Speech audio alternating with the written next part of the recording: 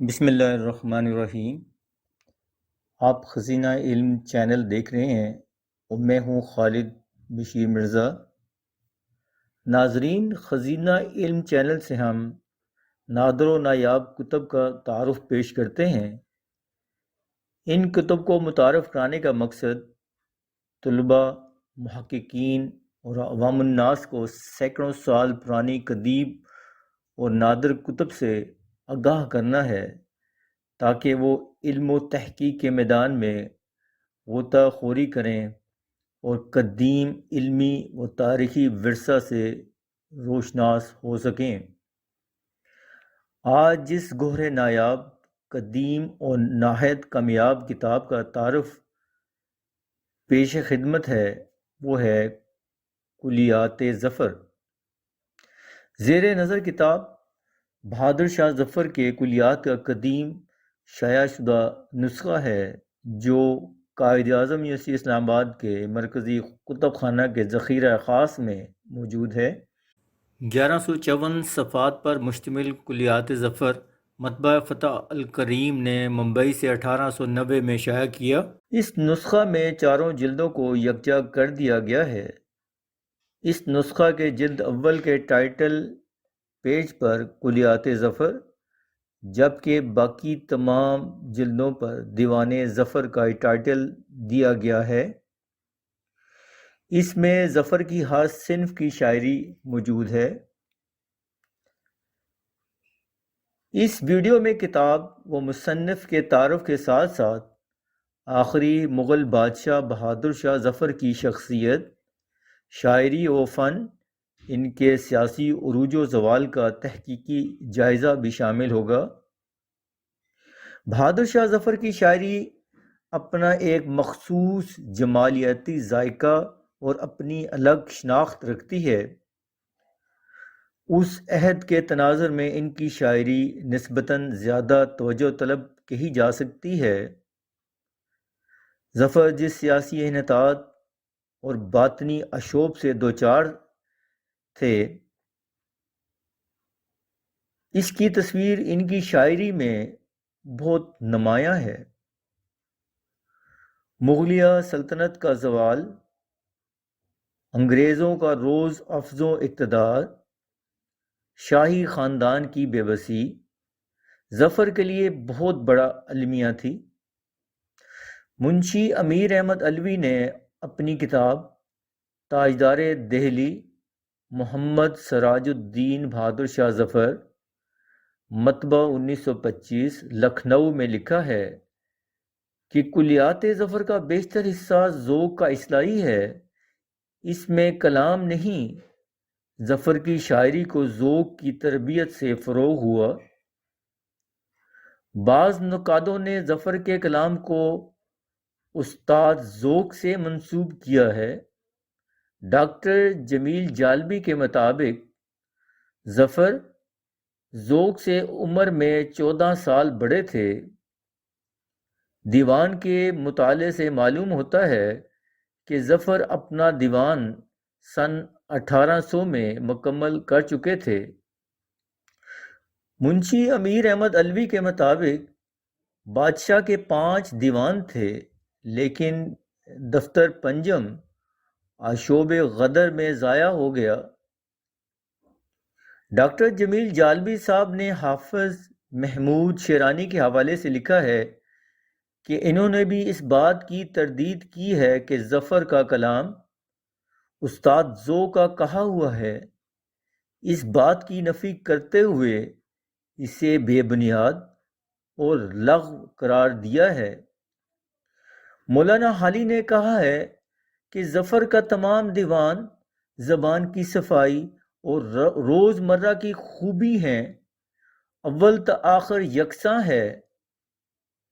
آب بقا کے مصنف خواجہ عبدالرؤف عشرت کا کہنا ہے کہ اگر ظفر کے کلام پر اس اعتبار سے نظر ڈالی جائے کہ اس میں محاورہ کس طرح ادا ہوا ہے، روز مرہ کیسا ہے، اثر کتنا ہے اور زبان کس قدر مستند ہے، تو اس کا مثل و نظیر آپ کو نہ ملے گا۔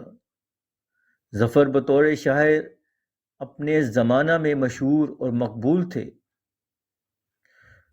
منشی کریم الدین طبقات شعرائے ہند میں لکھتے ہیں، شعر ایسا کہتے ہیں کہ ہمارے زمانہ میں بھی ان کے برابر کوئی نہیں کہہ سکتا۔ بہادر شاہ ظفر سلطنت مغلیہ کے آخری فرما روا تھے۔ مرزا ابو ظفر سراج الدین محمد بہادر شاہ ظفر، جو 24 اکتوبر 1775 کو دہلی میں شاہ عالم ثانی کے گھر پیدا ہوئے، ابتدائی تعلیم شہزادوں کے طرز پر ہی ہوئی۔ فارسی اور عربی کی تعلیم حاصل کی۔ دادا اور والد سے ورثے میں شعر کہنے کا ہنر ملا۔ شہزادگی کے زمانے سے ہی شعر کہتے تھے۔ ذوق اور غالب کی شاگردگی میں بھی رہے۔ شاعری کے علاوہ خطاطی کا بھی اشتیاق رکھتے تھے۔ وہ ذوق اور غالب کے زیر سایہ شاعری کی تربیت پا رہے تھے۔ 63 سال کی عمر میں 7 اکتوبر 1837 کو قلعہ دہلی میں ان کی تخت نشینی کی رسم ادا کی گئی۔ شاہ عالم ثانی کے زمانے سے مغل بادشاہ انگریزوں کے پنچر خوار ہو گئے تھے۔ ظفر کی شاعری ان کی زندگی کی دستاویز بھی ہے۔ افسردگی کے اسباب ان کے خارجی حالات میں تلاش کیے جا سکتے ہیں۔ ان کی شاعری سے ایک ایسا کردار بھی ابھرتا ہے جس کی ہر سانس میں درد و غم کی لہریں چھپی ہوئی ہیں۔ زیر نظر بہادر شاہ ظفر کے دیوان میں ان کے ذاتی اور اجتماعی غم کو بخوبی ملاحظہ کیا جا سکتا ہے۔ 1857 کی پہلی جنگ آزادی کے وقت بہادر شاہ ظفر 82 سال کے تھے۔ انگریز میجر ہڈسن نے ان کے 4 بیٹوں مرزا غلام، مرزا خضر سلطان، مرزا ابو بکر اور مرزا عبداللہ کے سر قلم کر کے تھال میں سجا کر ان کے سامنے تحفے کی شکل میں بھیجے۔ بہادر شاہ ظفر نے اپنے بیٹوں کے کٹے ہوئے سروں کو اپنے ہاتھ میں لے کر درد بھرے الفاظ میں ان کے لیے دعا کرتے ہوئے کہا، تیمور کی اولاد ایسے ہی سرخرو ہو کر باپ کے سامنے اپنا فرض ادا کرتے ہیں۔ اس کے بعد شہزادوں کے دھڑ کتوالی کے سامنے اور کٹے ہوئے سروں کو خونی دروازے پر لٹکا دیا گیا۔ ظفر کے بعض اشعار خالص وارداتی ہیں۔ ان کی زبان آسان ہے۔ انہوں نے فارسی کے غیر مانوس تراکیب اور الفاظ سے پرہیز کیا ہے۔ اپنے حالات کی عکاسی کے علاوہ ظفر نے اپنے دور کے سیاسی حالات کی طرف بھی اشارے کیے ہیں، جیسا کہ بلبل کو باغباں سے نہ صیاد سے گلا، قسمت میں قید تھی لکھی فصل بہار میں۔ سراج الدین بہادر شاہ ظفر نام کے بادشاہ ہونے کے باوجود وقت کی نبض کو خوب پہچانتے تھے۔ وہ ہوا کا رخ سمجھتے تھے۔ انہیں معلوم ہو گیا تھا کہ اس ظاہری مسرت اور خوش باش زندگی کی تہ میں آلام و مصائب کے کتنے طوفان پھٹ پڑنے کو تیار ہیں۔ لہٰذا وہ کہتے ہیں، نہ کسی کی آنکھ کا نور ہوں، نہ کسی کے دل کا قرار ہوں، جو کسی کے کام نہ آ سکے میں وہ ایک مشت غبار ہوں۔ میرا رنگ و روپ بگڑ گیا، میرا یار مجھ سے بچھڑ گیا، جو چمن خزاں سے اجڑ گیا میں اسی کی فصل بہار ہوں۔ نہ تو میں کسی کا حبیب ہوں، نہ تو میں کسی کا رقیب ہوں، جو بگڑ گیا وہ نصیب ہوں، جو اجڑ گیا وہ دیار ہوں۔ الغرض بہادر شاہ ظفر کی شاعری میں سادگی اور سلاست ہے، دنیا کی بے ثباتی کا ذکر ہے، اپنے دکھ درد کا بھرپور بیان بھی ہے۔ 21 ستمبر 1857 مغلیہ تاریخ کا وہ سیاہ دن ہے جب بہادر شاہ ظفر، زینت محل اور شہزادے جواں بخت نے جان بخشی کے وعدے پر خود کو ہڈسن کے حوالے کیا۔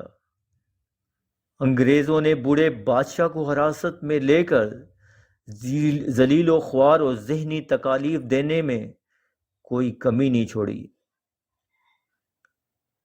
خواجہ حسن نظامی جو کہ اردو ادب کے مشہور ادیب گزرے ہیں، اپنی کتاب میں لکھتے ہیں کہ 1858 میں جب انگریزوں نے دہلی پر مکمل قبضہ کر لیا تو انگریزوں نے بہادر شاہ ظفر کو ان کے اہل خانہ سمیت ایک چھوٹی سی کوٹری میں قید کر دیا۔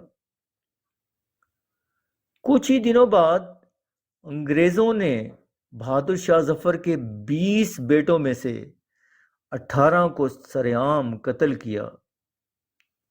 بہادر شاہ ظفر کے صرف 2 ہی بیٹے مرزا جواں بخش اور مرزا شاہ عباس زندہ بچے۔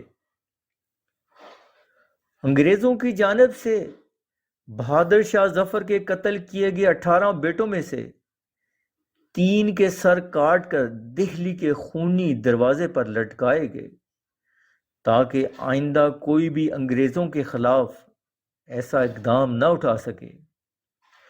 اتنی سفاکی کے بعد بھی جب انگریزوں کو چین نہ آیا تو انہوں نے بادشاہ بہادر شاہ ظفر پر غداری اور فریب دہی کا مقدمہ چلایا۔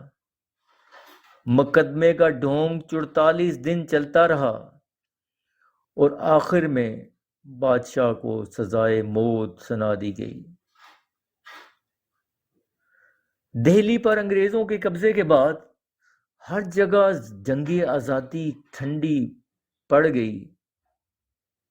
مارچ 1858 میں لکھنؤ پر بھی دوبارہ انگریزوں کا قبضہ ہوا اور ظلم و ستم کا خوفناک باب رقم کیا گیا۔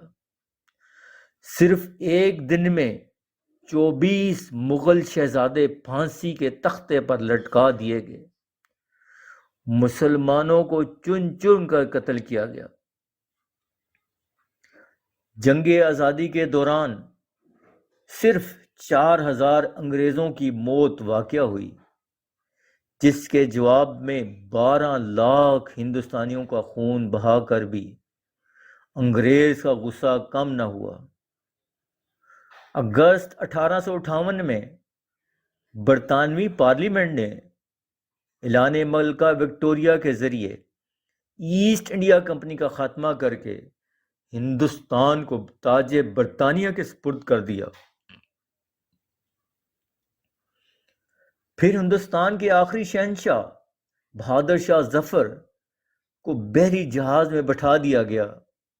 یہ جہاز 17 اکتوبر 1858 کو رنگون پہنچ گیا۔ شاہی خاندان کے 35 مرد و خواتین بھی تاجدار ہند کے ساتھ تھے۔